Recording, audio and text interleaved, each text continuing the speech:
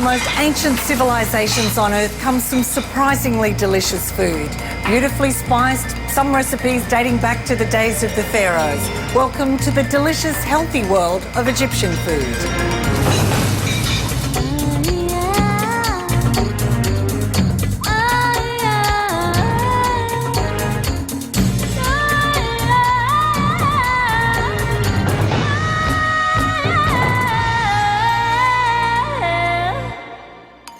Join our food safari to learn the amazing properties of the beloved Molokhia.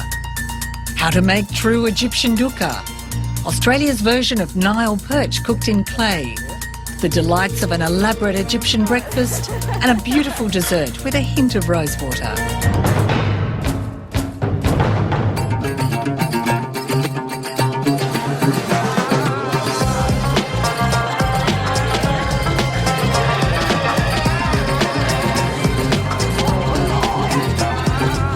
Egyptian food is hearty and healthy.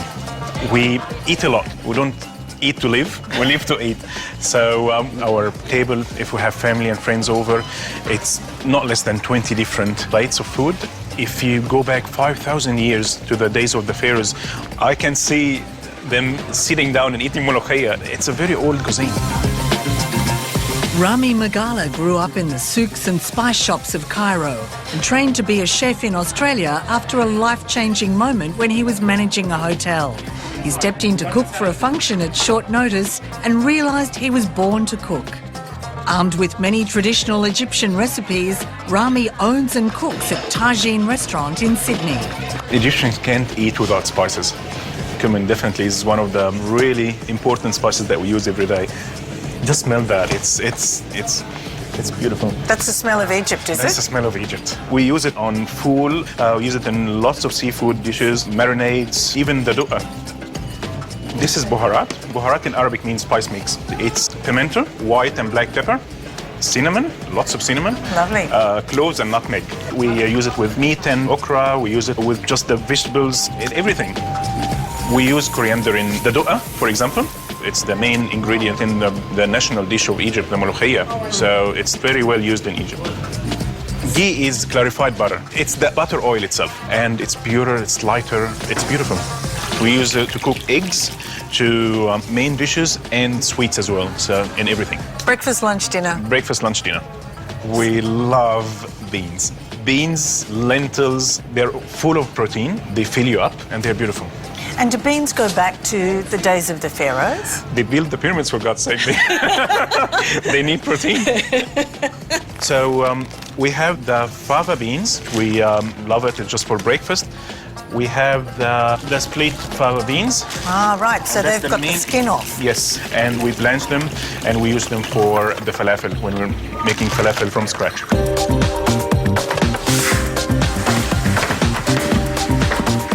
When you go to someone's house in Egypt, they usually offer you nuts straight away. Welcome to my house. Yes, welcome to my house kind of thing. We usually have almonds, we usually have the pistachios in the mix. We have peanuts, which is a big thing in Egypt, and hazelnuts. And are you cooking with nuts as well? We cook with nuts. We put it on top of rice sometimes. We do have peanuts with the dukkah, almonds with basbousa, and we have also the pistachios on top of many other desserts. One other thing that we use is the egg noodles, the sharia, and we use it for the rice. We fry the sharia first and then add the stock to it and the rice and all of that. It's one of the main dishes that accompany all our mains. Rami, you're looking very lovingly at this. Yeah, I love karkade. It's hibiscus tea. That's the petals of the hibiscus flower. We dry it and we boil it with some sugar. And we drink it hot or cold. It has good medicinal qualities to it. It reduces high blood pressure, so it's a good drink to have when it's 40 degrees in Egypt. Yeah. So that's why we drink it a lot, cold and hot. And it tastes? It tastes beautiful.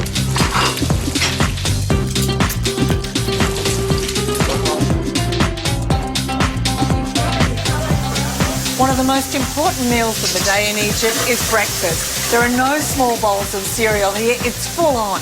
And it all centres around a dish poetically known as a stone in the stomach. Traditionally, the first national breakfast dish is Ful Medames. And they say once you eat that, you don't eat anything for the rest of the day. The word ful means fava beans. The word medames means buried, the Coptic word for buried. And that's because traditionally they used to bake it in the ground and cover it with coals. And it's cooked for 8 to 10 hours. Amira Georgie is on the senior production staff of a major food magazine, bringing recipes from a whole range of cuisines. But at home, she makes Egyptian food for her family. Tell me about Egyptian brekkie. Well, traditionally, you have lots of little dishes, a few sweet, a few savoury, very hands-on. Beautiful. Now, show me how to eat. Always grab some bread, slip some up like that, and throw it in the mouth. It's beautiful. Oh, that is so nice. So what we have here is hard-boiled eggs, which are then peeled, and then you heat up some really lovely ghee. Throw the eggs in till they start crisp on the outside. And you can eat them like that, or you can choose to mash them through the ful, through the beans. It just adds another dimension, another richness to it. It certainly does. Yeah. This is probably the equivalent to Australian eggs and bacon. Eggs and basbousa? Basbousa, that's right. Basbousa is beef that's been air-dried and then salt cured and hung for months. It's then very thinly sliced and can be tossed through eggs with butter and a bit of olive oil. It's nice and spicy. Yeah. I could give up bacon happily. Yeah. And then you have here molasses, which is eaten with the fatir mashalated. What you can do also is mix the tahina with the molasses, which kind of tastes like halva. Wow. Well done. Deeply satisfying, isn't it? Tell me, is there some terrible thing that I could possibly do that would make Egyptian people gasp? Not eat. Then they'd be offended.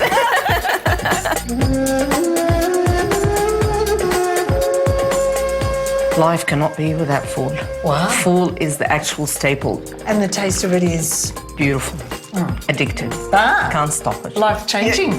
Wow. Alice Ibrahim has two passions, cooking and belly dancing. She teaches both and has passed on the secrets of making ful to countless students. One taste, she says, is all it takes. 2 cups of ful or fava beans to 1 cup of red lentils. All what you do is cover it in water, let it boil. Once it starts bubbling, a minute, turn it on the lowest heat, simmering. For how long? For this quantity, 5 hours. The traditional Egyptian way is you just serve it with salt and pepper, kamon, which is cumin, lemon juice, and olive oil. In the streets in Egypt, we have it with the salata baladi, like it's real Egyptian salad. Everything is real finely chopped into a sandwich with tahini and pickles. You just hold it and hug it and dig into it. That's all what you do. Very yummy. Finger licking. Yum.